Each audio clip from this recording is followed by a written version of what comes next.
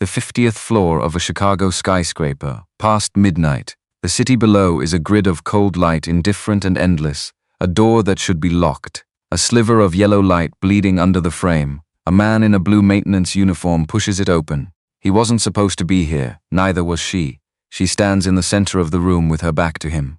Silk blouse falling from one shoulder, both hands twisted behind her, fingers white, trembling, working at something rigid and mechanical strapped across her ribs.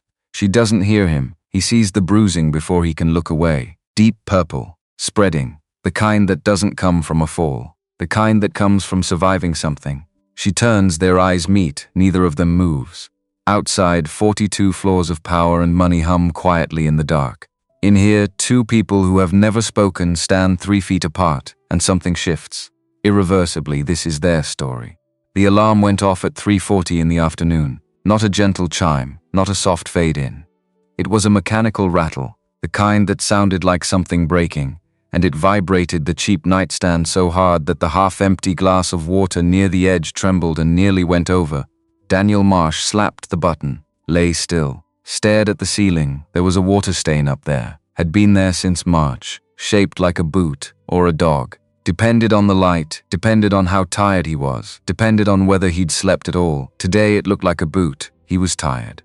He lay there for exactly 4 minutes. He knew because he counted. Not because he had somewhere to be, not yet, but because 4 minutes was all he allowed himself. 4 minutes of horizontal. 4 minutes of pretending the day hadn't started. Then he swung his legs over the side of the mattress and let the bad knee do its thing. It did its thing. A slow, grinding protest, deep in the joint, the kind of pain that didn't scream anymore. It had settled into something worse than screaming, a constant, low, reasonable ache. Like it wasn't angry, like it had just accepted this was how things were going to be now. Daniel had accepted it too. He stood, rolled his neck, walked to the window in 3 steps because the bedroom wasn't large enough for 4. Outside, Chicago was already going gray, November. The sky the color of old dishwater. The street below had busted streetlight that the city had been not fixing for 6 weeks. He'd called once, left a message. Nobody called back. He stopped checking. The apartment was quiet except for the sound coming from the living room. A small, high wheeze. Barely there. Like air being pressed through something too narrow. He was moving before he finished hearing it. Lily was on the couch, curled up the way she always was. Knees to chest, one fist tucked under her chin, with the blue fleece blanket pulled up to her nose. 7 years old, and she slept like she was bracing for something. Like even in sleep she was ready to hold on. The wheeze came again. Daniel crouched beside her, pressed the back of his hand to her forehead. Not hot, not fever warm. Just the dry apartment air wheeze that happened when the radiator ran too long and sucked all the moisture out of the room. He'd put a bowl of water near the vent last night. It hadn't helped much. He counted her breaths, 12, 13. Shallow but steady. Okay. She was okay.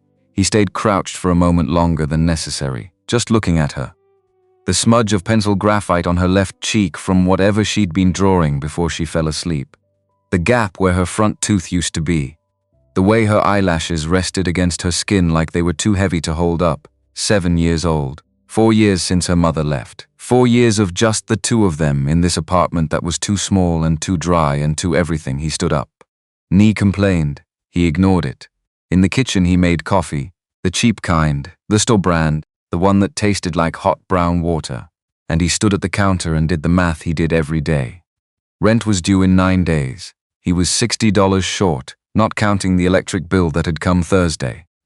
The inhaler refill at the pharmacy was going to be $48 unless the insurance kicked in the way it was supposed to, which it sometimes didn't, which meant calling the billing department again, which meant 45 minutes on hold, which he didn't have because he had to be at Meridian Capital by 10 p.m., $48. He looked at the cough maker.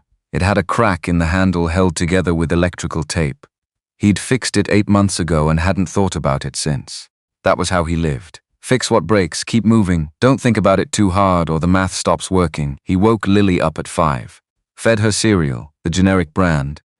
The corn kind she liked because the box had a cartoon toucan on it, even though it was clearly a knockoff. She sat at the kitchen table in her pajamas and kicked her feet against the rungs of the chair and told him about a dream she'd had about a horse that could talk but only in questions. What kind of questions, he asked. Like why questions, she said. Like why is the sky blue and why do birds have wings and why do people leave? He stirred his coffee. Smart horse, he said. She accepted this completely. Went back to her cereal. He dropped her at Mrs. Pelham's 2 floors down at 6:15. Mrs. Pelham was 71, moved slow, smelled like lavender and mentholated cream, and had never once made him feel like leaving Lily there was a burden. She'd been doing it for 2 years. Every night he worked. He paid her in cash every Friday, whatever he could manage, and she never commented on the amount, never asked for more, never looked at him with the expression he got from other people sometimes. The one that was trying to be kind but landed closer to pity. He hated that expression. Mrs. Pelham just said the same thing she always said. "She'll be fine, Daniel. You go do what you need to do," he went. The walk to the bus stop was 6 blocks. The bus was late. He stood in the November cold and watched his breath make small clouds and thought about nothing. That was a skill he'd learned in the infantry. Not meditation, not mindfulness, just nothing. Empty the tank, save the fuel. He'd needed it a lot lately. Meridian Capital occupied a glass tower on Michigan Avenue. 42 floors of corporate ambition lit up against the night sky. He'd worked there for 14 months, knew every hallway, every service closet, every elevator quirk on every floor. He knew which bathroom on the 31st floor had a drain that clogged every 2 weeks. He knew the break room refrigerator on 27 ran warm. He knew the security guard on the night shift, a quiet man named Aldous who read paperback westerns and always had a thermos of something that smelled like beef stew. He clocked in at 10:03. Brent, the night manager, was already by the punch clock. Brent was the kind of man who held a clipboard the way other men held authority. He pointed at Daniel before Daniel had finished hanging up his coat. "Finish 42 first. Then go to 50. Daniel stopped. 50? Boardroom needs a sweep. Someone left a situation in there. I'm not on 50. You are tonight." Brent was already moving away. "Don't touch the main office. Bins only. Get out." The 50th floor. Daniel had been on 50 exactly 3 times in 14 months. It wasn't on his regular route. Wasn't on anyone's regular route unless specifically assigned. The executive floor had its own rules, its own air, its own way of making you feel like a trespasser the moment the elevator doors opened. And the main office on 50 belonged to Claire Sutton, CCO of Meridian Capital. 46 years old. On the cover of 3 different business magazines in the last 2 years. The kind of executive that other executives talked about the way people talked about weather systems, with a mixture of respect and wariness and the underlying awareness that you didn't control her. You just tried to stay out of her path. He'd seen her twice, from a distance. Once in the lobby, surrounded by men in suits, moving fast and talking to someone on her phone without looking up. Once near the executive elevator, alone, pressing the button with 2 fingers the way people press elevator buttons when they're already annoyed. The elevator isn't there yet.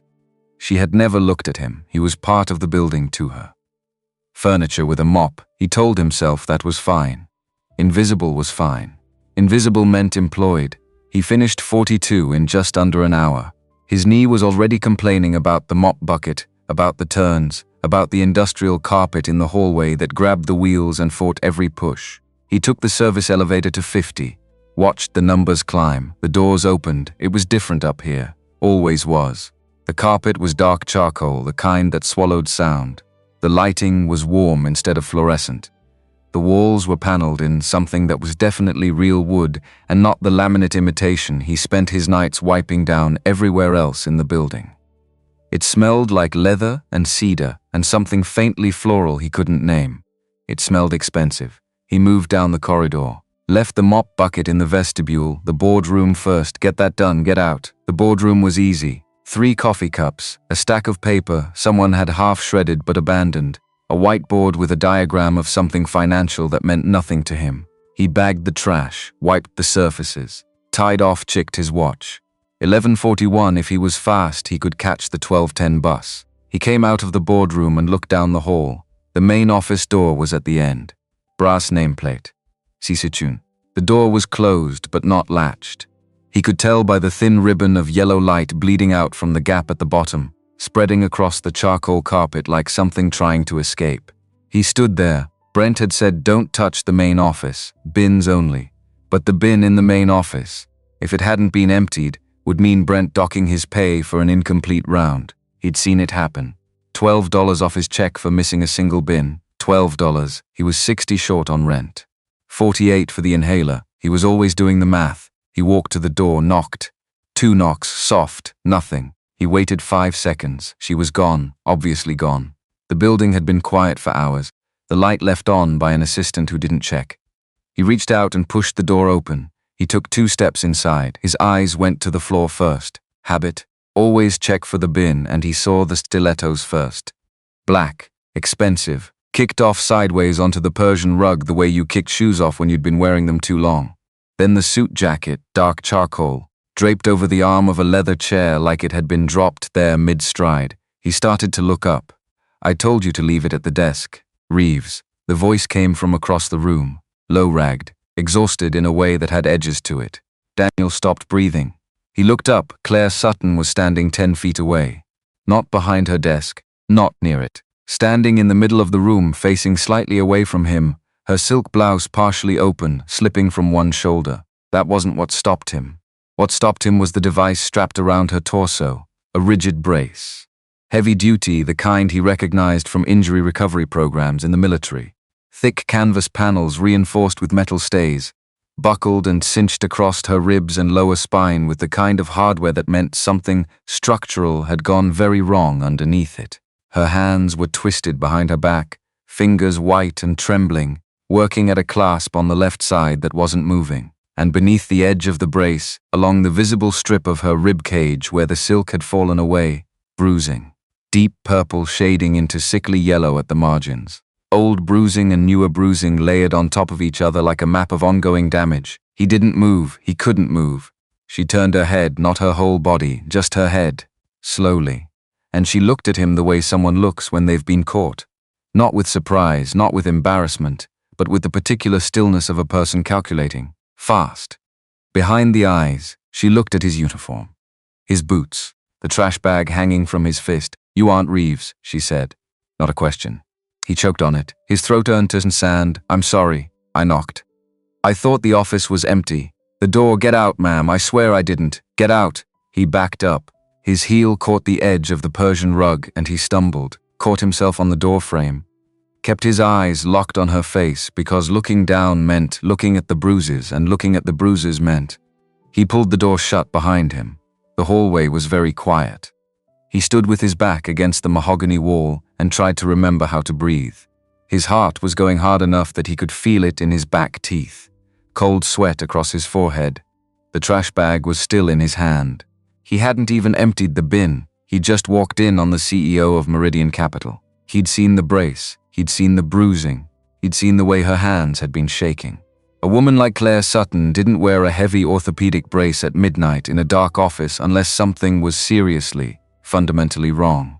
And people like Claire Sutton didn't like people like Daniel knowing serious, fundamental things. He waited for the sound, the phone call to security, the muffled voice, the footsteps. One minute. Nothing. The hallway stayed dead silent. He picked up the mop bucket, walked to the service elevator, didn't run. Running would look like something. He rode down with his eyes on the elevator doors and his hands not quite steady, clocked out, didn't say anything to anyone. Outside, the sleet had turned to freezing rain. He walked to the bus stop with his collar pulled up and his bad knee complaining about every crack in the pavement. He told himself it was over, an accident, a routing error from Brent's clipboard. By morning, she'd have forgotten his face. People like her saw people like him the way you see furniture. A chair doesn't have a face. A mop doesn't have a name. He told himself that he mostly believed it. He rode the last bus home with his forehead against the cold window and watched the city blur past in streaks of orange and white. He thought about the bruising on her ribs and the way her hands had been shaking and the flat control in her voice when she'd said "get out." Not loud, not panicked, just very deliberate. And he thought that whatever was happening to Claire Sutton at midnight on the 50th floor was not the kind of thing a woman asked for help with. He didn't know what it was. He didn't want to know. He got home at 1:15. Checked on Lily. Still breathing, steady now, the wheeze gone. He stood in the doorway of her room for a long moment, just listening. Then he went to bed. The alarm was set for 3:40 the next afternoon. Same as always. He didn't think he'd sleep. He slept. The morning after went wrong from the start. He burned the coffee. Lily woke up with a cough that turned into a 20-minute ordeal with the inhaler and a bowl of steam over the bathroom sink, his hand on her back, counting her breaths. By the time she was actually okay, color back, breathing clear, he was 40 minutes behind and his knee was already bad from crouching on the tile floor. He dropped her at Mrs. Pelham's. Didn't say much. Mrs. Pelham looked at his face and didn't ask. He spent the daylight hours doing the thing he always did when something was wrong. He moved, took the long way to the grocery store, walked instead of taking the bus. Let the cold air do what cold air did, which was clarify things by making everything too sharp to hold on to for long. He didn't call anyone, didn't have anyone to call.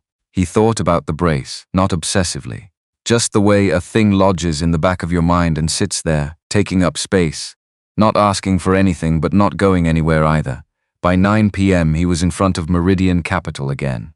He stood outside on the sidewalk for a moment longer than usual, looking up at the building, 42 floors of lit windows. The top floor dark except for one corner. He went in, clocked in, hung up his coat.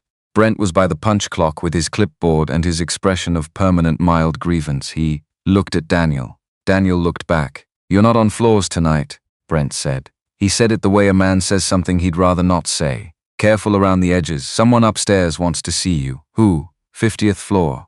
"Mr. Reeves said to send you up directly. Don't clock in first. Just go." Daniel stood very still.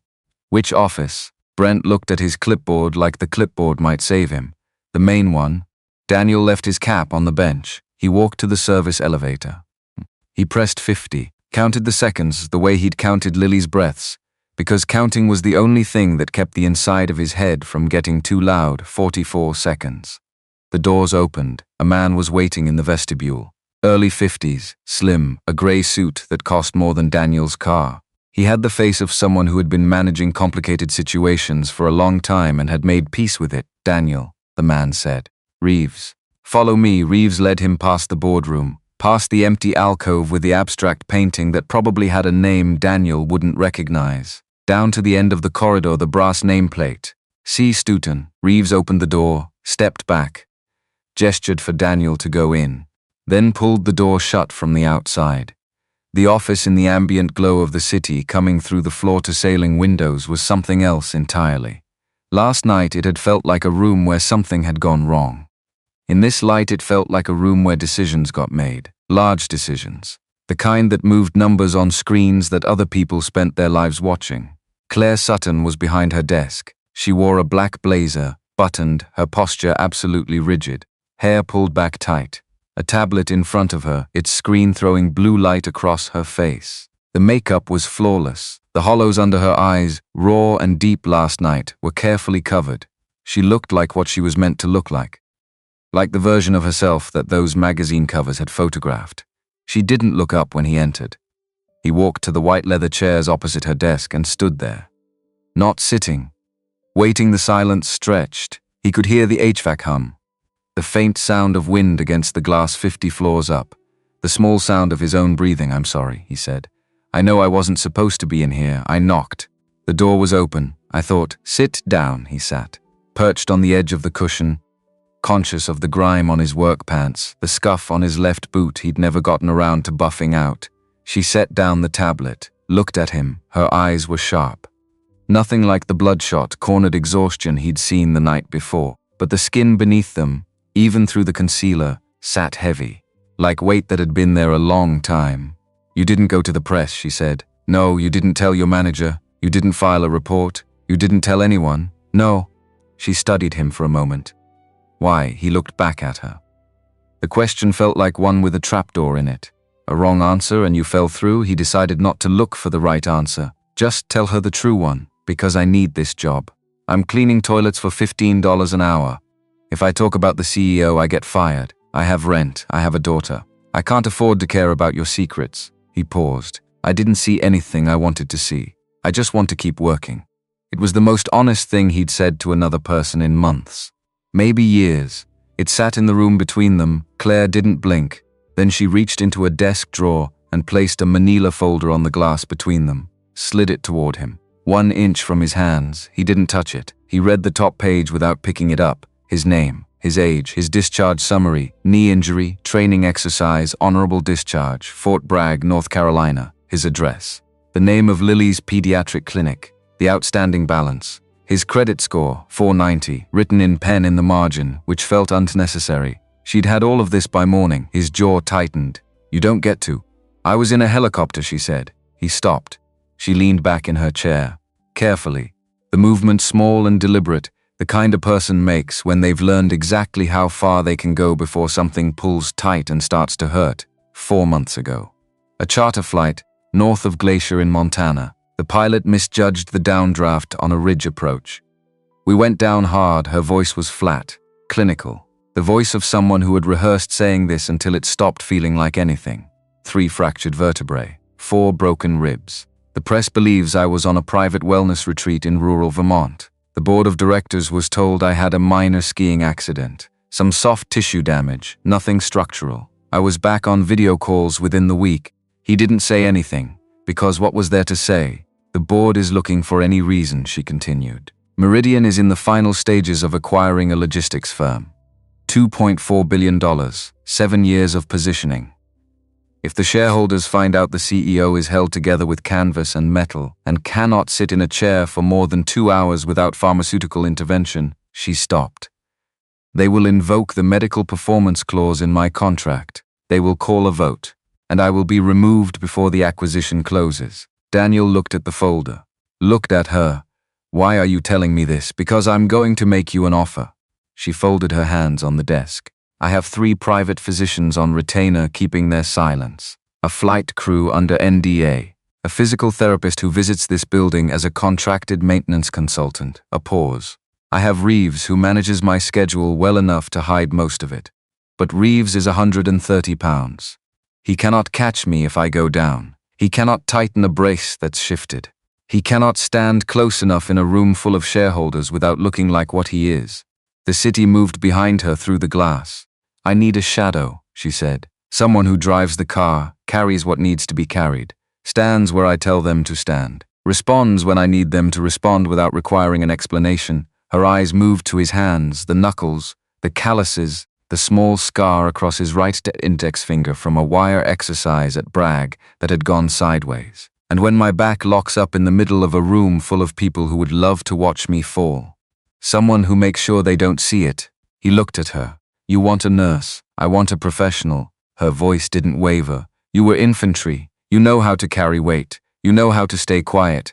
You know how to operate in conditions you didn't choose. She touched the folder. And you need money badly enough to do exactly what I say without deciding you know better. He should have walked out. He knew that even then. Some part of him, the part that had clocked in and out of enough bad situations to recognize the shape of another one, was telling him to stand up and walk back to the service elevator and forget this room existed. $3,200, she said, per week, cash, plus full corporate medical coverage for you and your daughter. Effective Monday, he stopped thinking about walking out $3,200 a week, full medical coverage for Lily the inhaler. The specialist she needed and hadn't seen because the copay was $200 and he couldn't. He made himself breathe. What's the catch? You belong to me until the acquisition closes. 6 weeks. No days off unless I give them. No outside communication about anything you see or hear. She held his gaze. If you talk to anyone, for any reason, I will dismantle everything you have left. I have the lawyers and the time and I will use both. She said it the same way she said everything. No heat, no drama, just the fact of it. And if you look at me with pity, I will end your employment the same day, pity. He thought about the way her hands had been shaking last night. He thought about the bruises. He thought about Lily's chest at 3 a.m. and the terrible small sound of air being forced through something too narrow. When do I start? He said. Something crossed her face. Not relief exactly. Closer to recalculation, like she'd prepared for more resistance and hadn't needed it. Monday, she said. Reeves will have a suit ready. You'll come in through the executive entrance. He stood. She was already looking back at the tablet, Miss Sutton. She looked up, not surprised he was still talking, waiting to see what kind of mistake he was about to make. Why me? He said, specifically. You have the money. You could have hired anyone. She considered him because you came into this office last night, she said. and you saw everything. And the only thing you thought about was whether you were going to lose your job. She set the tablet down. Not what you could get from me. Not who you could call. Just your job. A pause. That's the rarest thing I've encountered in 20 years of this business. He nodded once, walked to the door. Daniel. He stopped. Hand on the doorframe, my daughter, he said before she could continue. Lily. She's 7. If something comes up with her, a medical thing, a real one, I need to be able to go. The silence lasted just long enough to make him wonder. Reeves will have a protocol for it, she said. He left outside. The freezing rain had stopped. The sidewalk was wet and reflective, the streetlights doubling themselves in every puddle.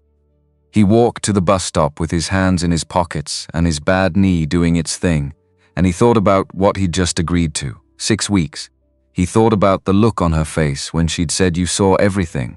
The way she'd filed it away somewhere behind her eyes like a data point. Like knowing something about a person meant you'd found a lever. Maybe she had. Maybe $48 for an inhaler was a lever. He also thought about what she'd said at the end. About 20 years of this business. About rarity. There was probably a version of that speech she gave to everyone she wanted something from. Shaped to fit, calibrated, precision built to land exactly right. He thought that was probably true.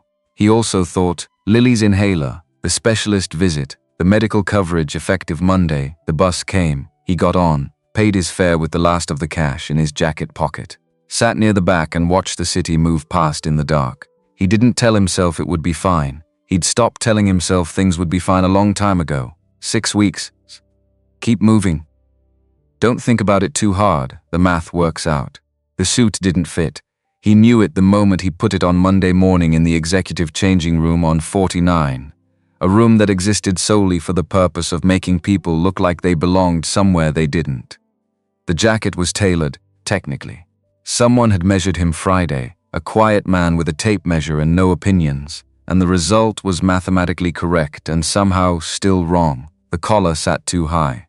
The wool was fine enough that it made him aware of his own neck, his own wrists, the way his hands hung at his sides like they were waiting to pick something up that wasn't there.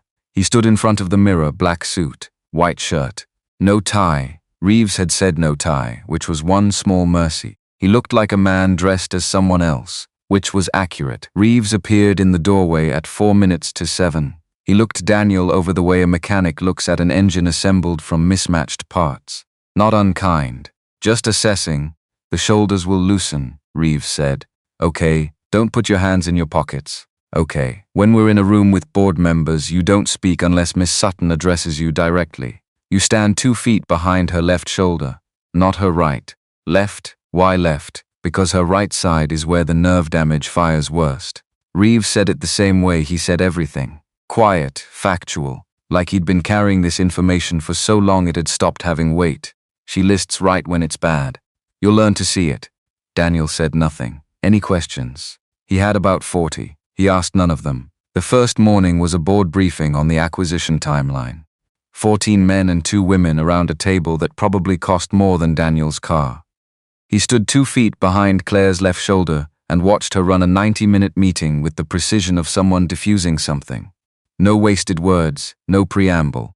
Just the information, the decision, the next item. She moved through it like weather, like something that didn't require permission. He watched her hands. Reeves had told him to watch her hands. For the first 40 minutes, they were still, controlled, resting on the table or moving with purpose, pointing, turning pages, pressing the clicker for the presentation slides. Then, around minute 50, her left hand drifted to the edge of the table, just rested there, fingers loose. By minute 60, her thumb was pressing into the table edge, hard enough that the skin around the nail went pale. He filed that away. The meeting ended. She stood. He was already watching for it. Already shifted his weight, and she walked out ahead of everyone and down the hall to her office at a pace that said the meeting was over and the hallway was hers and none of you exist anymore. He followed 2 steps back. When the office door closed behind them, she put both hands flat on the desk and stood there with her head down for 11 seconds. He counted, then she straightened, picked up her phone. Was already on a call before she'd fully sat down. He stood near the door and looked at the wall and felt, for the first time, the strange texture of what this job actually was. It wasn't driving. It wasn't carrying bags. It was being present for the moments that happened in between, the moments nobody was supposed to see. The first 2 weeks moved like that. Days built from the same materials but assembled differently each time. He drove the armored SUV. He'd never driven anything armored before, but the mechanics were the same, and the weight was different, and he learned the difference by the second day. He stood in the corners of rooms he had no business being in. He held an elevator door, held a coat, held a door to a private dining room where men in suits ate things he couldn't name off menus that didn't have prices. He was invisible again, different uniform, same invisibility. And Claire was, he searched for the word and kept not finding it, not cruel, not warm. Somewhere in the space between, where precision lived. She gave instructions the way a pilot gives instrument readings, factual, calibrated. Not unkind, exactly, but not interested in kind either. Slower over the speed bumps, Miller. He'd taken a corner too fast on day 4. The SUV's suspension doing exactly what it was engineered to do, which was absorb impact. But she'd had her eyes closed in the back seat, and the jolt had caught her wrong, and her jaw had tightened in the way he'd already learned to read. "The road isn't paved," he said. "Then reroute. We'd be 8 minutes late, then be 8 minutes late." He rerouted. She was 6 minutes late to the meeting, and she walked in without apology, and the room adjusted to her the way rooms adjusted to certain people. Just shifted, like furniture rearranging itself around a fixed point. He sat in the car outside for those 6 minutes. Okay, learning curve. The days had a rhythm by the end of week 1. He stopped needing Reeves to tell him which side to stand on. He stopped needing to be told when the nerve pain was firing. He could see it in the set of her jaw before her hand reached the table. He learned the medication timing without being given a schedule. He just watched and filed things away the way the infantry had trained him to do.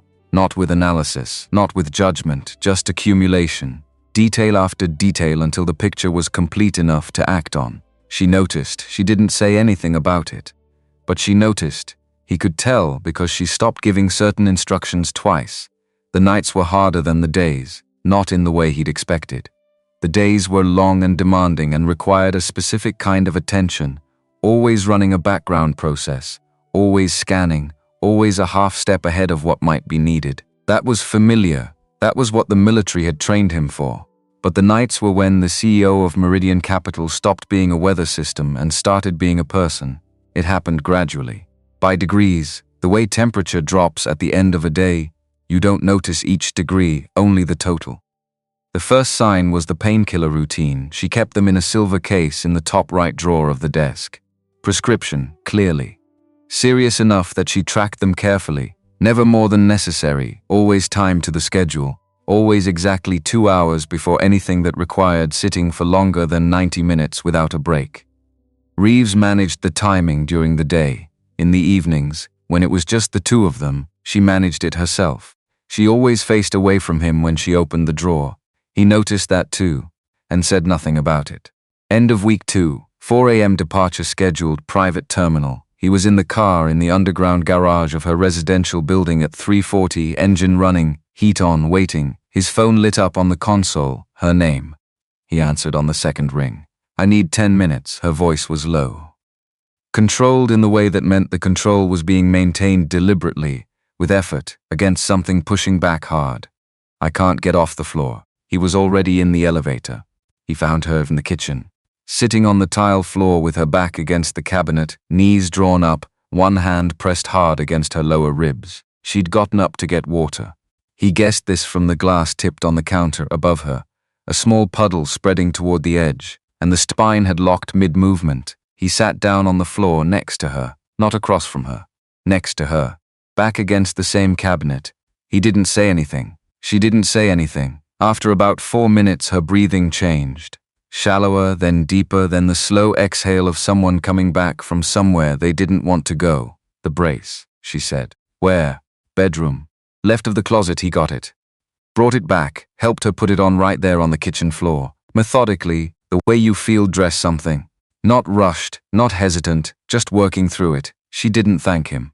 He didn't expect her to. They made the flight. But something shifted after that.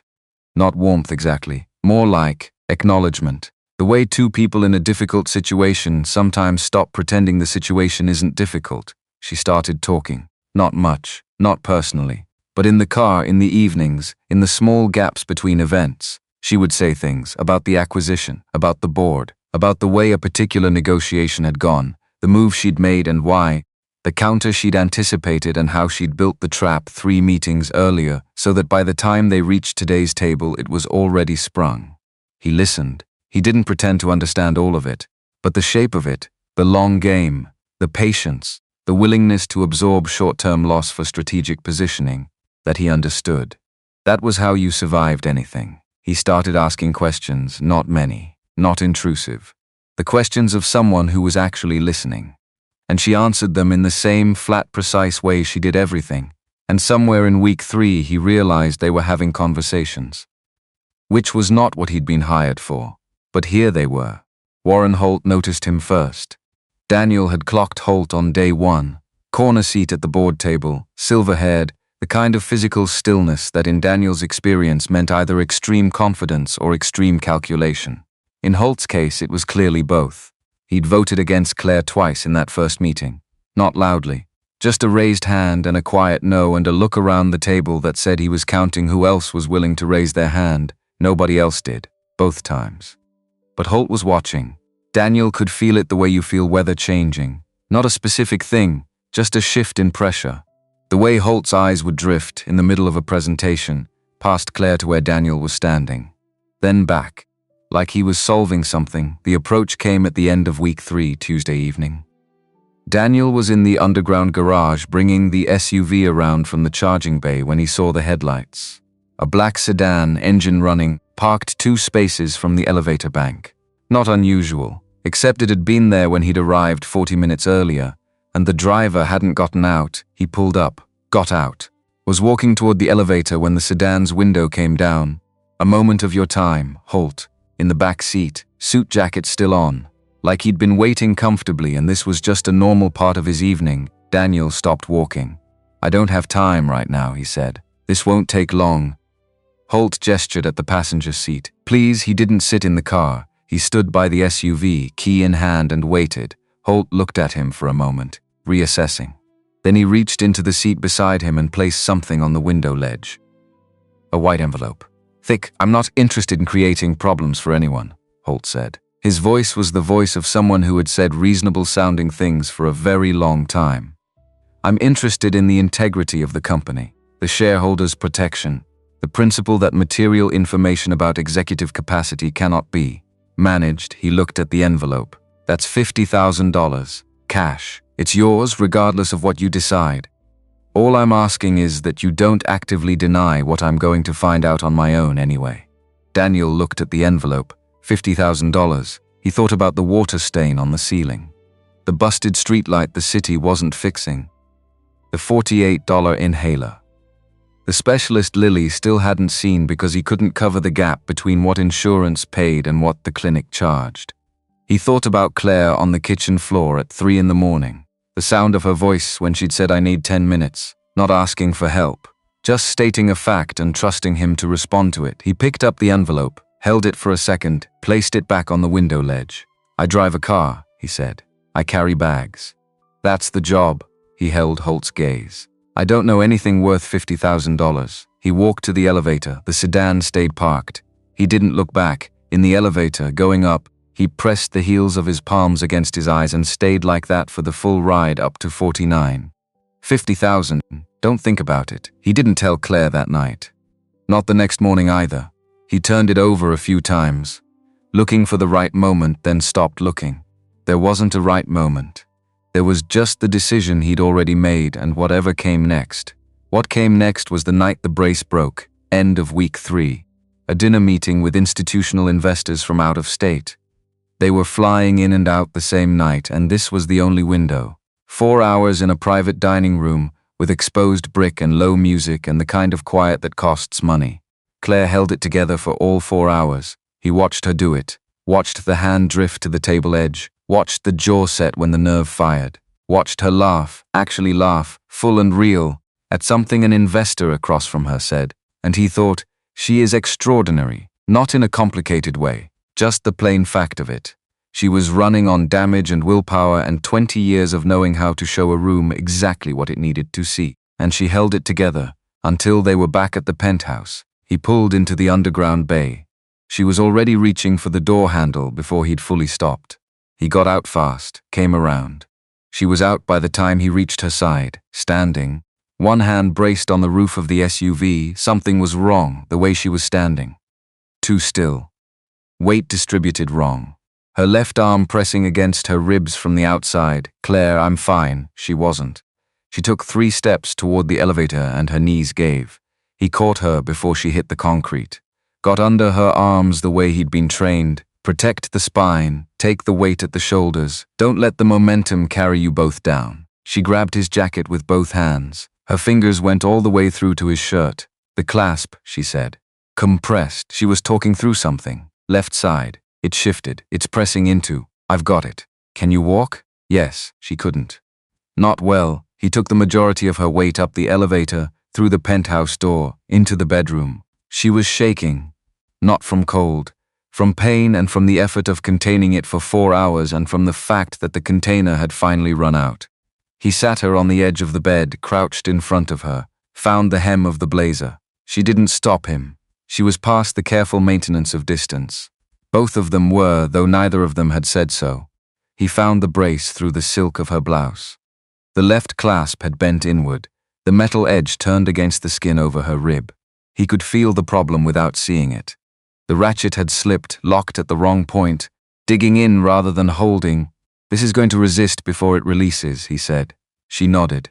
Once, it's going to hurt when it gives. I know. He gripped the metal lever, braced his forearm against the canvas panel without pressing on her ribs. Steady. Slow, then he pulled the mechanism held, then gave with a hard metallic snap that traveled all the way up his forearm. She made a sound. Not a scream. She wasn't going to scream. He understood this about her by now, but a short fractured exhale that was more honest than a scream would have been. Her forehead came forward and rested against his shoulder. He went completely still. She was sitting on the edge of the bed, and her forehead was against his shoulder, and her breath was coming in ragged pulls, and she was shaking. He stayed still. Didn't move. Didn't pull away. Because this wasn't anything except a person who had been in pain for a very long time, and had run out of the last thing holding the pain at bay.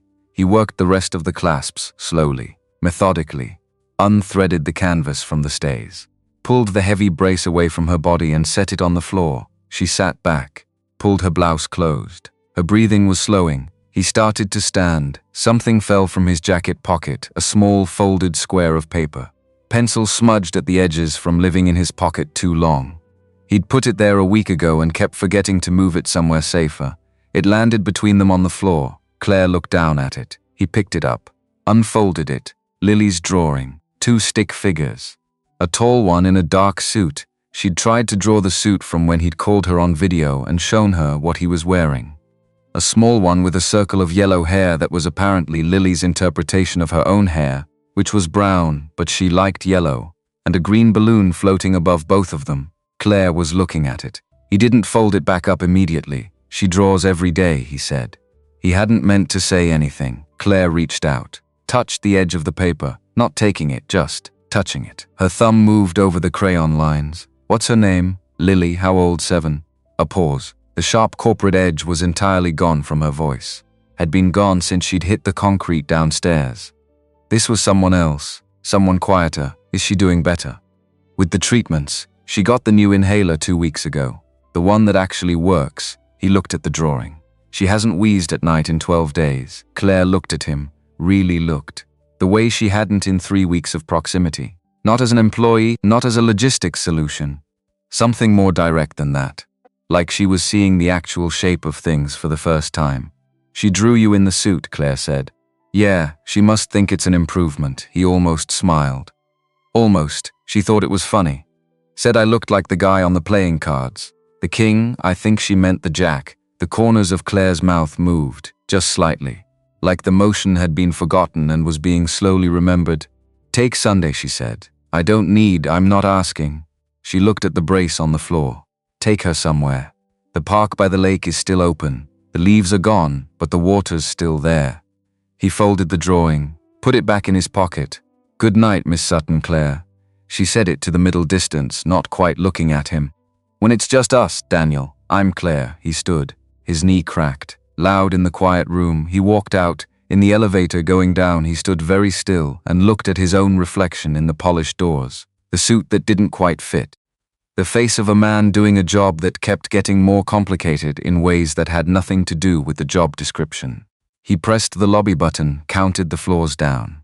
He took Lily to the park Sunday. The lake was steel gray, and the trees were stripped bare, and she found 14 different interesting rocks and explained to him in careful detail the scientific criteria by which she had selected each one. He pushed her on the swings until his bad knee told him firmly to stop. They ate sandwiches on a bench, and she leaned against his arm and asked him if he liked his new job. He thought about it honestly. Some parts, he said. What parts? The parts where I do something that matters. She considered this with the seriousness she brought to most things. Does the lady need a lot of help? He looked at the gray lake. Yeah, he said. She does. That's good then, Lily said. Because you're good at helping.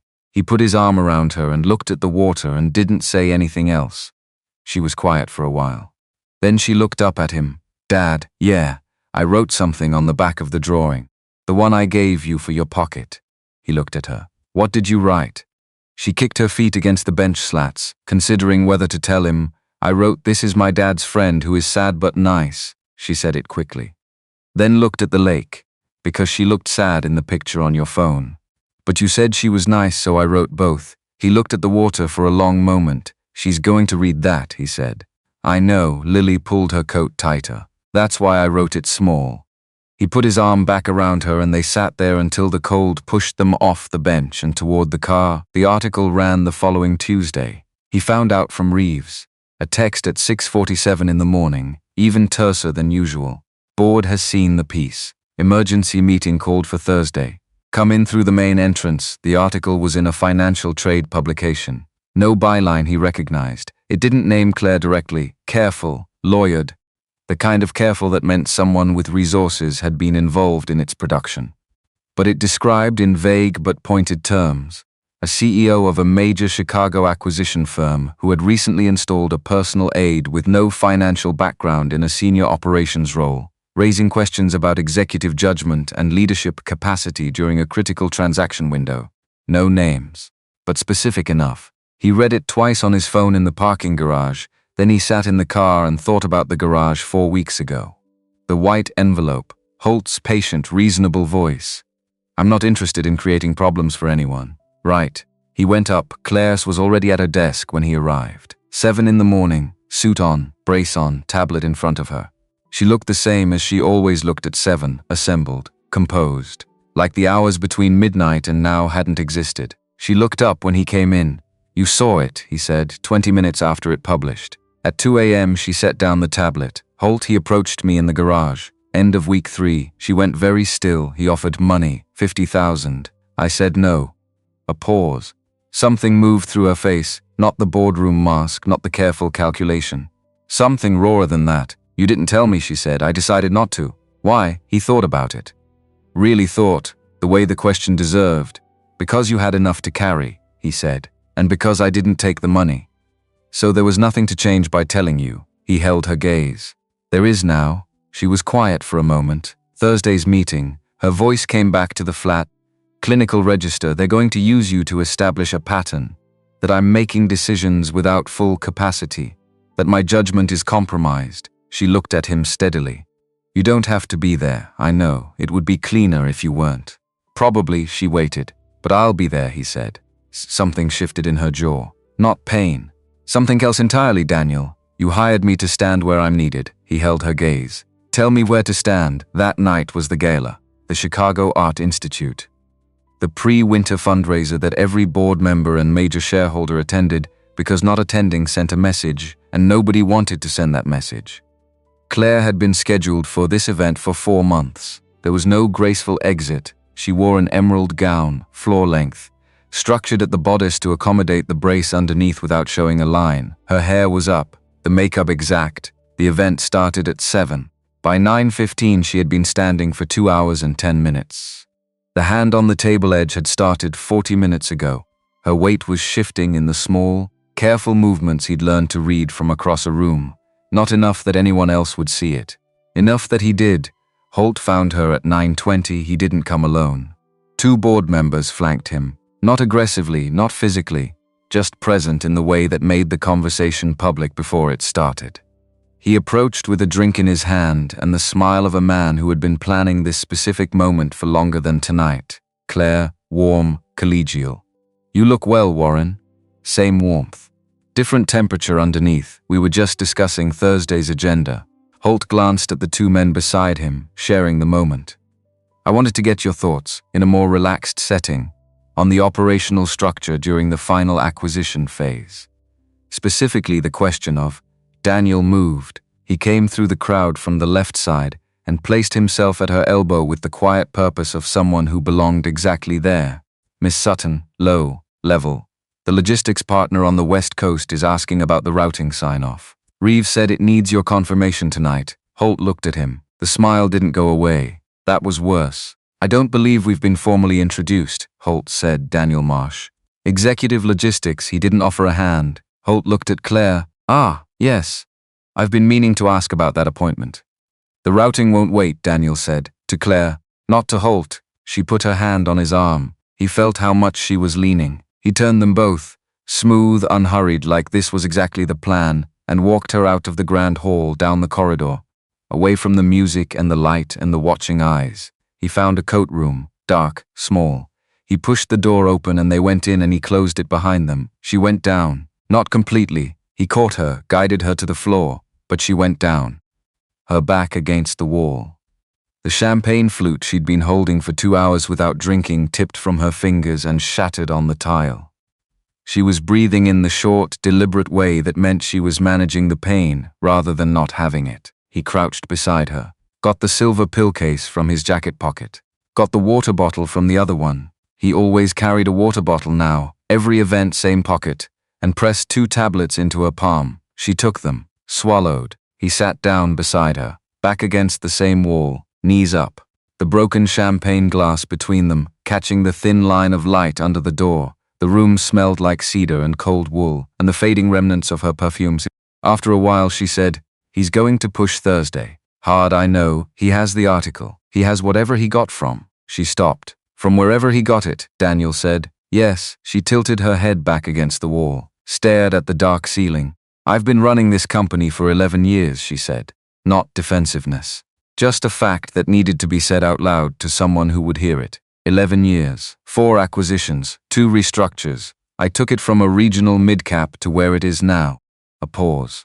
"And a man who has never built a single thing is going to use a newspaper article and a scheduling calendar to tell a room full of people I can't do my job." Daniel looked at the dark ceiling with her. "Can I ask you something?" She waited. Not about the merger. Not about Holt. He thought about how to say it.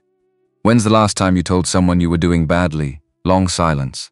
"I don't do that," she said. "I know. That's why I asked." She turned her head to look at him. In the almost dark, she was just a shape and a voice, and the attention she gave things, steady and direct and entirely focused. "Why does it matter?" she said. "Because I spent 4 years not telling anyone how bad things were. After the discharge, after Lily's mother left, I kept moving, fixed what broke, did the math, told myself I was handling it." He looked at his hands, the scar on his right index finger catching a thin line of light from under the door. "I was handling it. But there's a difference between handling something and having somewhere to put it." The distant music from the grand hall filtered through the walls. "Something slow. I don't have anywhere to put it," she said. "I know." Another long silence. "Do you ever feel like stopping?" she said. Not a threat assessment, a real question. "Yeah," he said. "Every time I stand in Lily's doorway at 3 in the morning and listen to her breathe." He looked at the ceiling again. "But I don't. Because she needs the inhaler. Because there's a school play in December and she wants me to help build the set and I told her I would." "A horse," Claire said quietly. "That only asks questions." He looked at her. She looked back. "She wrote it on the back of the drawing," Claire said. "The one that fell out of your pocket." A pause. She wrote, "This is my dad's friend who is sad but nice." He didn't say anything for a moment. She wrote that, on the back, in pencil, very small. Claire's voice had gone somewhere quiet. "I read it 3 times before I put it down." He laughed, just once, short and real and surprised out of him entirely. And Claire, very quietly, in the dark of the coat room with the champagne glass in pieces on the floor between them, laughed too. Small, rusty, like it had been a while, like she'd forgotten what it felt like to do it without a room watching. He sat with that sound for a moment before it faded. Then, when are the painkillers going to kick in? About 4 more minutes. Can you walk back in there in 4 minutes? In 3, she said. I just need 3, he nodded. They sat there in the dark and counted. The call came at 6:41 in the morning. Daniel was in the kitchen, coffee going, Lily still asleep. The kind of early morning that had its own particular quiet, the radiator ticking, the city not yet fully awake, the light coming through the window gray and thin and not asking anything of anyone yet. His phone lit up on the counter. Reeves, he answered on the second ring. Holt filed the motion last night, Reeves said. No preamble. Reeves never did preamble. Clause 14b, medical performance review, request for temporary executive suspension pending board assessment. He submitted documentation to the full board at 11 p.m. Daniel set down the coffee cup. What documentation? Physical therapy appointment records, 6 months of them. The clinic on Wacker. He has dates, times, the treating physician's name. A pause. He has enough. How Reeves was quiet for 3 seconds. That's my fault, he said. He had information on me. Personal. I thought I was careful. But he found a way in and I didn't see it until it was too late. Daniel stood in the kitchen and looked through the doorway at the ceiling of his bedroom. The water stain. The boot-shaped continent that had been there since March. Does she know? I'm telling her at 7. I wanted you to know first. Why? Because you're going to need to decide something before you walk in today. Reeves's voice was careful, deliberate. The board meeting is Thursday. 2 days. Holt is going to push for an immediate vote under the emergency provision. If he gets the votes, and he may get the votes, Claire is suspended pending medical review. The acquisition goes into escrow. Everything stops. Daniel understood the shape of it, and if she fights it, she needs to demonstrate capacity, present herself before the board, argue against the suspension directly, a pause, which means the board will ask questions about everything, including you, including why a man with no corporate background was placed in a senior operational role 6 weeks ago, including what that placement was designed to conceal. There it was, the thing they'd both been not saying for 6 weeks. Holt will use you to build the case, Reeves continued. He won't go after Claire directly on medical grounds. Too risky, could read as targeting. He'll argue pattern of judgment, that she was compromised, that the decision she made, including hiring you, reflect someone who wasn't operating clearly. He stopped. If you're in that room Thursday, he will go through everything. Your background, your discharge record, the debt, the gap in your employment history. Everything in that file she pulled 6 weeks ago. Daniel thought about the file. His name at the top, his credit score written in the margin in pen. And if I'm not in that room, he said, then there's less for him to use. You disappear quietly. Claire handles it without the complication of explaining you. Reeves said it the way he said everything. Not without feeling, but with the feeling held carefully at a distance from the words. She wanted me to tell you that. She said to make sure you understood that you have a way out. That the contract pays in full either way. The radiator ticked down the hall. Lily made a small sound in her sleep. Just a murmur. Nothing urgent. Tell her I'll be in at 8, Daniel said. Daniel, I heard everything you said. He picked up the coffee cup. I'll be in at 8. He hung up. He stood in the kitchen for a moment, not thinking, exactly. Just letting it settle. The way you let a decision settle when you've already made it and all that's left is understanding why. He knew why. He'd known since the coat room at the Art Institute, since the kitchen floor at 3 in the morning, since a 7-year-old girl had written on the back of a pencil drawing in small, careful letters, "This is my dad's friend who is sad but nice."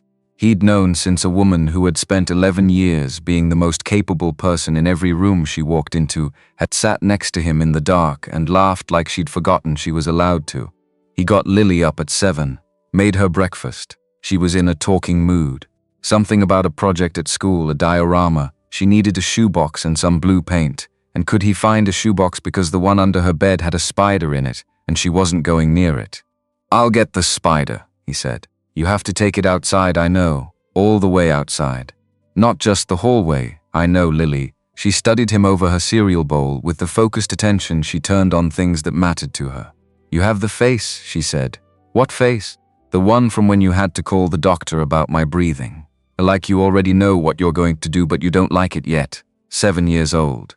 Something important is happening at work today, he said. She processed this, nodded, but the way she nodded when she was filing something away rather than dismissing it. Is the sad but nice lady okay? He thought about how to answer that honestly. She's going to be, he said. Lily accepted this the way she accepted most things he said, with confidence. Completely, without requiring more evidence than his certainty. He loved that about her. He hoped the world took a long time getting to it. He dropped her at Mrs. Pelham's. He drove to Meridian. Claire was at her desk when he arrived. She was always at her desk when he arrived.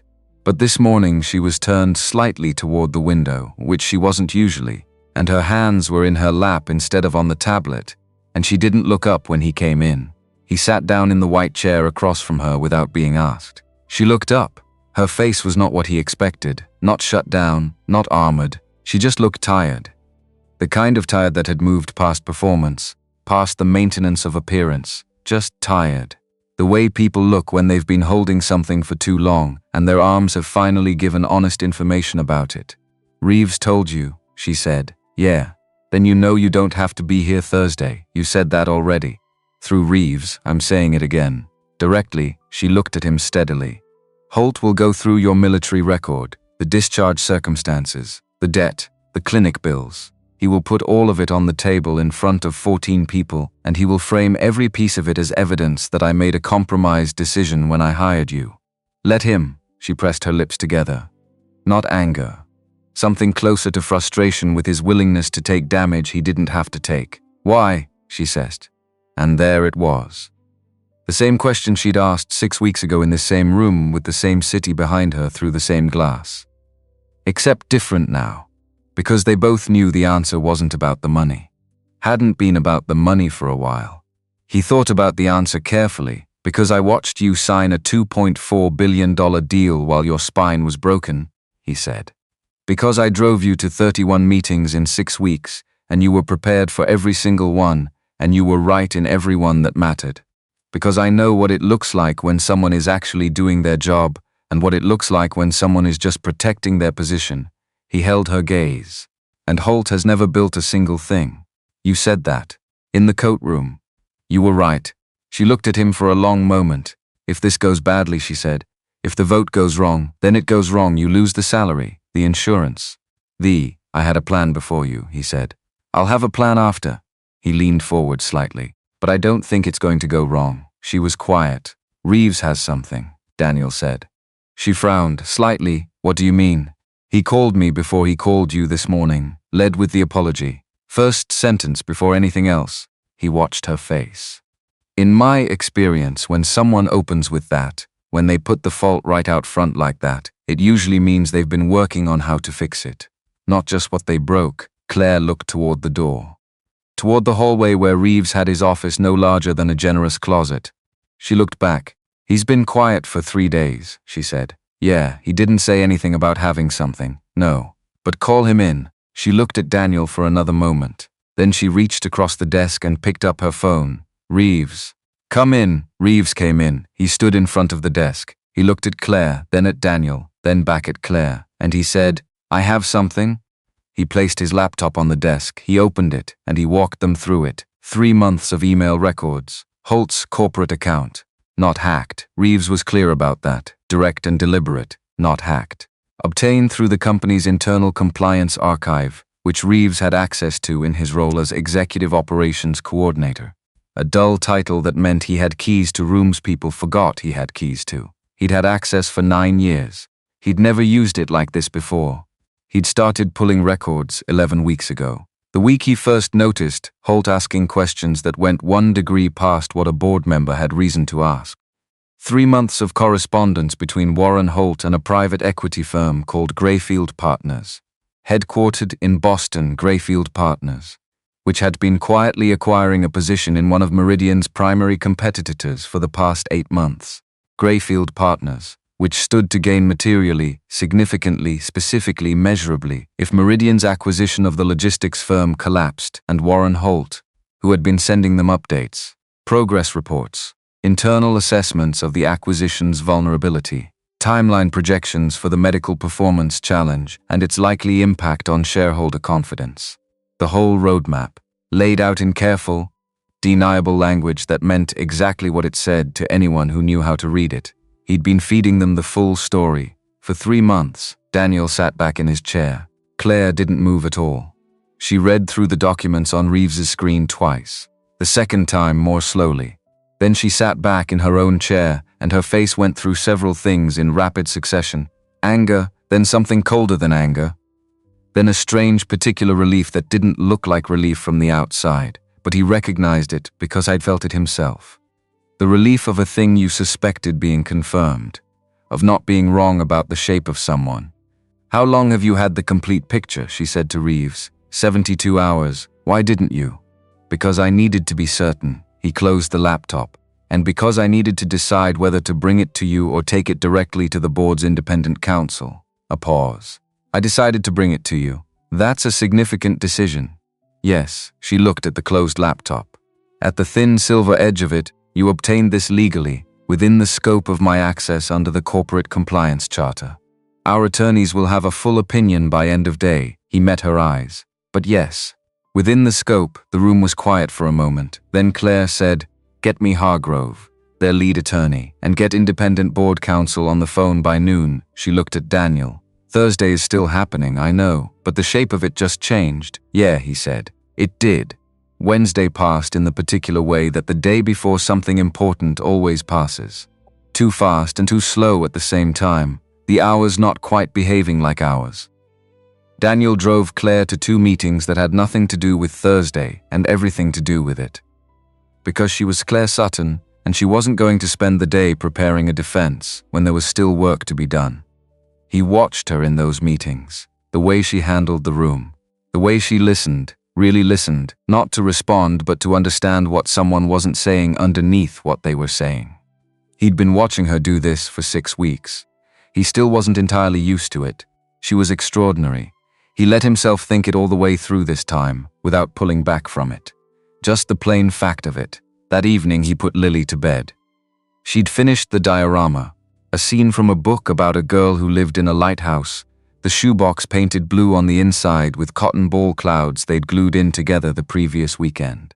She lay in bed looking at it on her nightstand with the satisfaction of someone who had made exactly the thing they meant to make. "Tomorrow's the day," he said. "The important thing, yeah." She pulled the fleece blanket up to her chin. The radiator ticked. The apartment was warm. "Are you scared?" she said.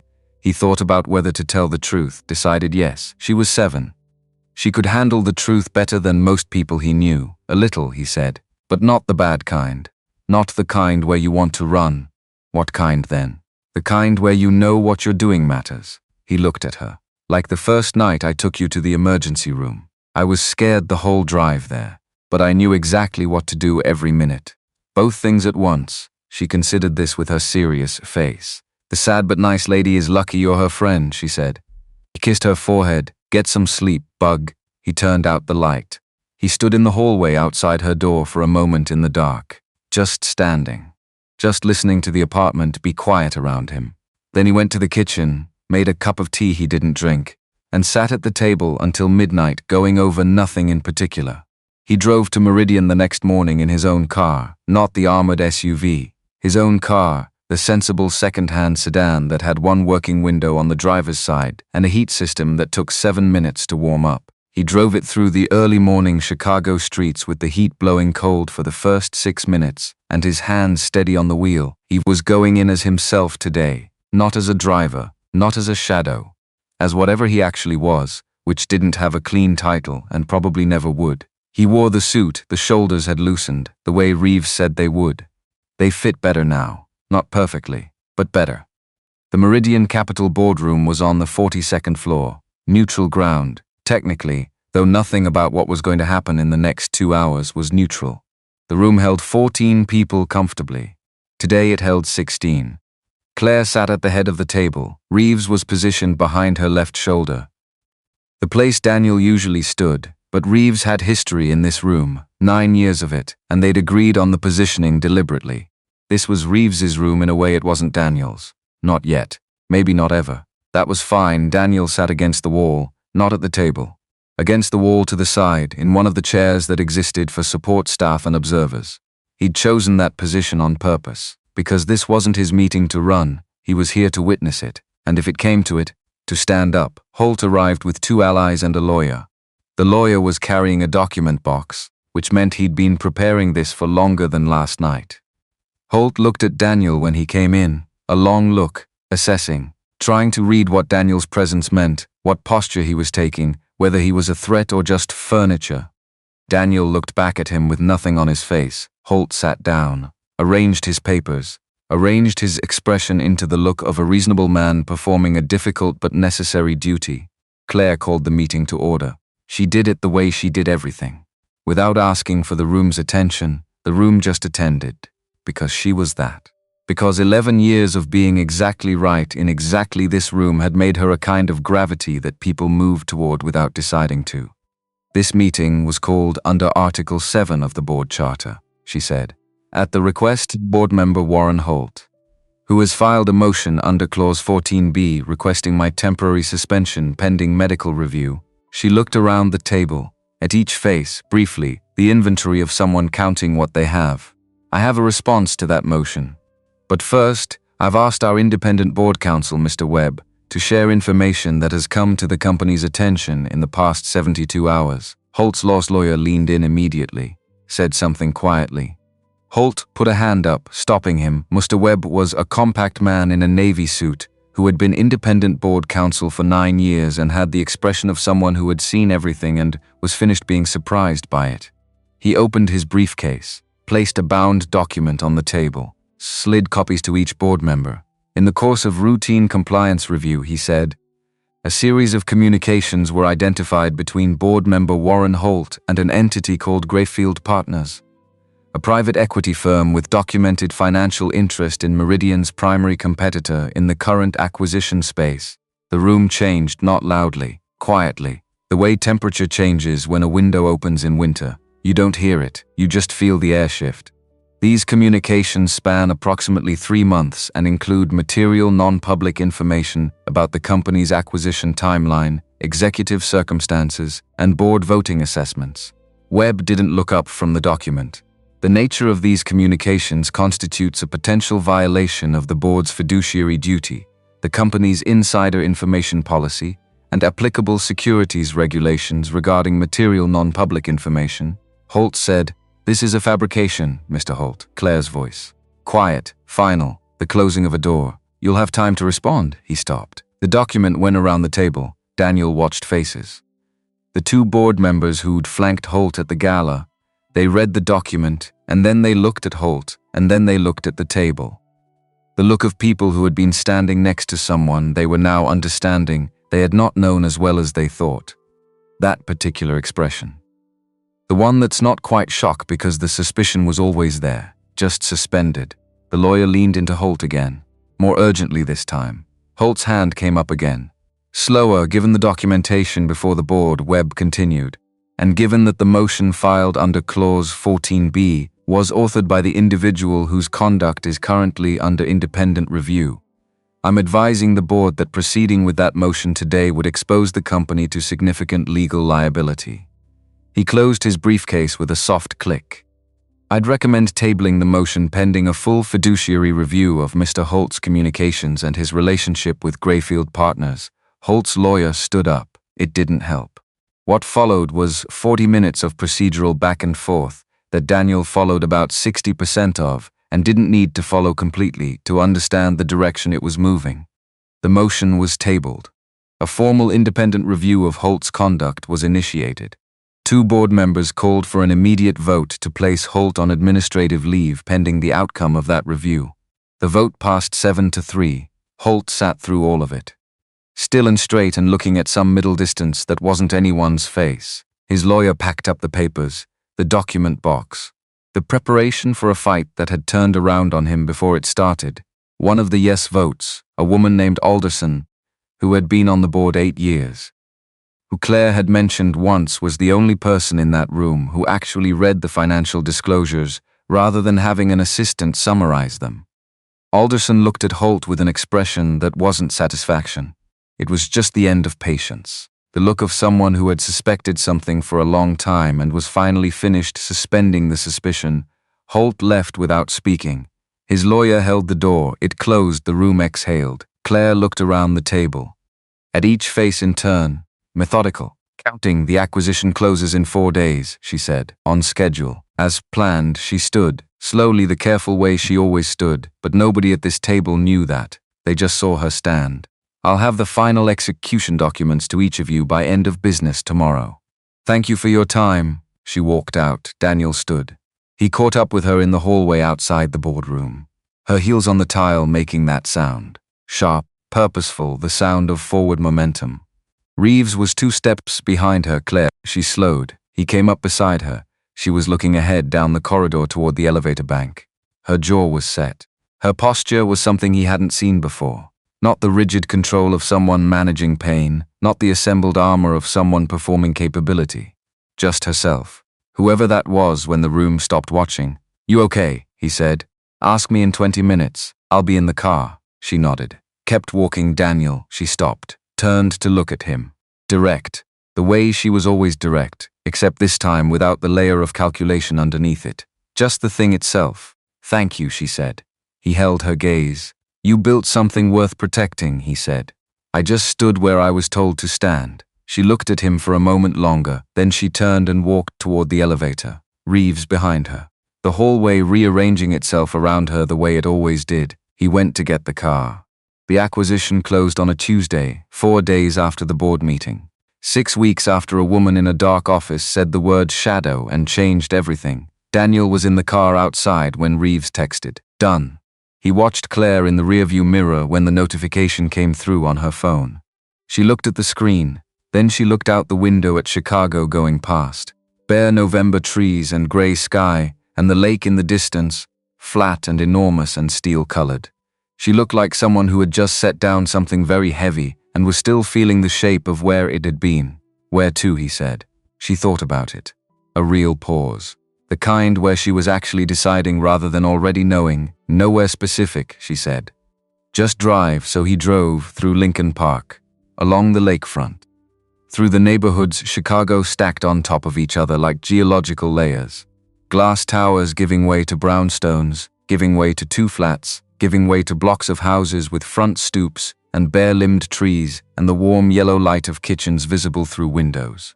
People making dinner, kids doing homework, the city doing what cities do when you're not watching. Just continuing, ordinary and relentless and entirely itself. He drove and she looked out the window and neither of them said anything for a long time. It wasn't uncomfortable, that was the thing. It wasn't the silence of 2 people who didn't know what to say. It was the silence of 2 people who had said what needed to be said and were resting in the aftermath of it. After 20 minutes, she said, "The surgery is scheduled. December 3rd. Northwestern," she said it to the window. "They think 6 to 8 weeks recovery. The brace comes off for good afterward. The nerve pain should resolve." She was quiet for a moment. "I'll just be a person, running a company, the way I was before." He drove. "That's good," he said. "I know." She paused. "Reeves mentioned that you've been handling the West Coast logistic coordination for the past 3 weeks. Directly. Without being asked. He hadn't mentioned it to her. He'd just done it because it needed doing, and he could see how it needed doing, and nobody else was doing it. "I noticed some inefficiencies in the routing structure," he said. "I had time between the other things. You saved the company approximately $400,000. I didn't know that." "I do," she looked at his eyes in the rearview mirror, not at the road. At him. "I want to offer you a position, a real one. Director of Operations, Western Logistics Division. It's a new role. The acquisition makes it necessary, and I'm creating it. A real salary, benefits, a career path with actual ground underneath it." He drove, thought about it. "Properly. Because I earned it," he said. "Because you earned it, not because you feel." "I don't make personnel decisions based on what I feel," she said. "You know that by now." He kept his eyes on the road. He thought about the water stain on the ceiling, the busted streetlight, the mechanical alarm clock rattling at 3:40 every afternoon, the $48 inhaler. The way Lily breathed now, clear and easy, no wheeze, no counting. He thought about what it meant to do work that fit the shape of who you actually were. "Yeah," he said. Okay. They drove in silence for another few minutes. Then Claire said quietly to the window. She really wrote it on the back of the drawing. "Sad but nice, she did. How does a 7-year-old see that? She sees everything, he said. I stopped trying to hide things from her a long time ago. A pause. Smart policy, Claire said. He glanced in the rearview mirror. She was still looking out the window, but the corner of her mouth had moved. He looked back at the road and drove. December came in fast and cold. The surgery went as planned. Northwestern Medical Center. Early morning, 4 hours. Daniel sat in a waiting room chair and read the same paragraph of a 2-year-old magazine 17 times because routine meant something different when it was someone you knew. Reeves was there too. They didn't talk much.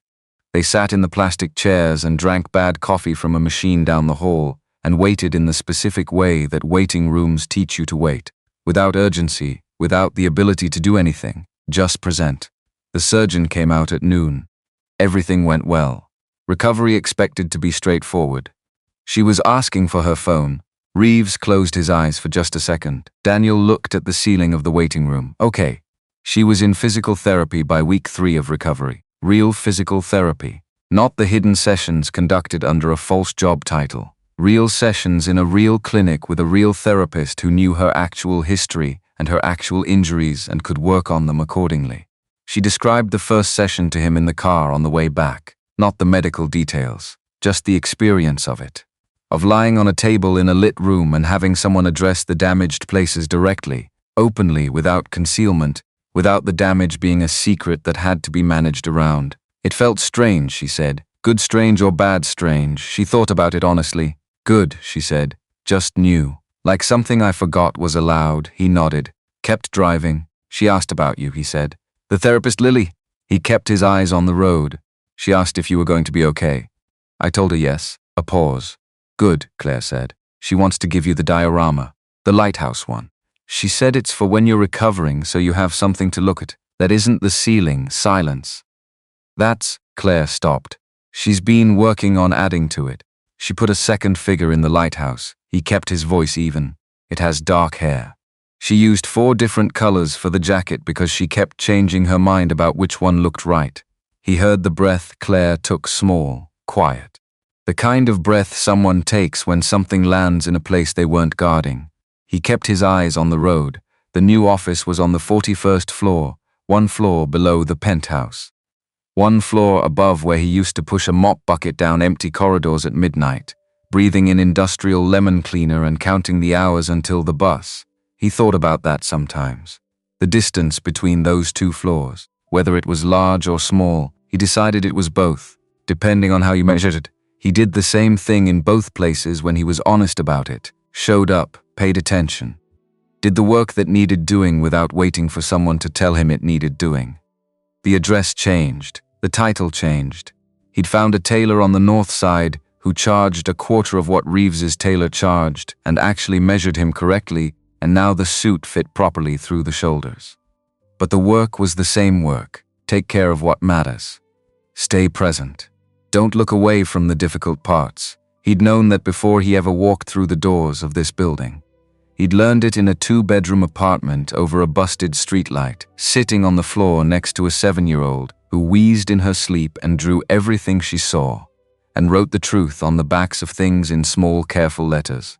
He'd just forgotten, for a while, that it applied anywhere beyond that apartment. 3 months after the surgery, on a Friday afternoon in late February, he picked Lily up from school at 3:15. She came out in a rush, backpack bouncing, winter coat half unzipped because she always unzipped it the moment she hit outside air regardless of temperature.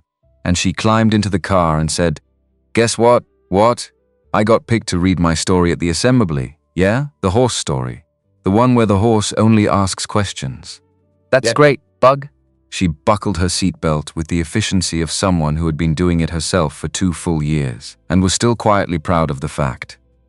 "Is Claire coming to the assembly?" she asked. No preamble, just the question, dropped into the car the way she dropped questions, like she'd been carrying it for a while and had decided now was the right time. "I don't know." "Why?" "Because I want her to hear it." She looked out the window at the school, receding behind them, thinking, she asks a lot of questions too. Like the horse, he pulled out of the school lot onto the main street. The city moving around them, ordinary and unhurried, the late February light low and pale through the bare trees. His phone buzzed on the dashboard. He glanced at it at a red light from Claire. Tell Lily the lighthouse diorama is on my windowsill. I moved it so I can see it during board calls. She should know it's working. He read it twice. Then he handed the phone to Lily. She read it. Read it again. Made the face she made when she was feeling something large and didn't have words scaled to fit it yet. Chin down, eyebrows up, cheeks going a little flushed. She held the phone carefully, like it was something that needed to be handled with consideration. She can see the lighthouse, Lily said. Yeah, during the work meetings. During the work meetings. Lily looked at the phone for another moment. Then she handed it back with the same deliberate care. Tell her. She thought about it. Took her time. Tell her the horse would like that. He typed it, sent it. The light changed. He drove the last 2 blocks home through the late afternoon, the streetlights coming on one by one as the sky went dark, including the one on their block that the city had finally fixed. 3 months late, but fixed. The light was orange and steady, and it lit up the front of their building the way a light was supposed to. He parked, his phone buzzed again. He waited until he'd cut the engine. Then he looked at it. Tell the horse. Same. He set the phone down on the console. Lily was already unbuckling. Dad. Yeah, you don't have the face today. He looked at her. What face? The grey one. The one you had for a really long time. She pulled her backpack onto her lap. You don't have it today. He sat there for a moment. The orange streetlight through the windshield, the warm engine ticking as it cooled, the city going about its business on the other side of the glass. All of it continuing the way it always did regardless. No, he said. I don't. She nodded, satisfied. The look of someone who had been checking for something for a long time and was glad to finally have a clear answer. She got out of the car. He got out of the car. They went inside. The apartment was warm. The radiator was doing its job. On the kitchen counter, the coffee maker with the cracked handle and the electrical tape sat exactly where it had always sat. Fixed and still running. Nothing glamorous about it. Just doing what it was made to do. He hung up his coat. He didn't look at the ceiling. He already knew what was up there. And it didn't look like anything in particular anymore.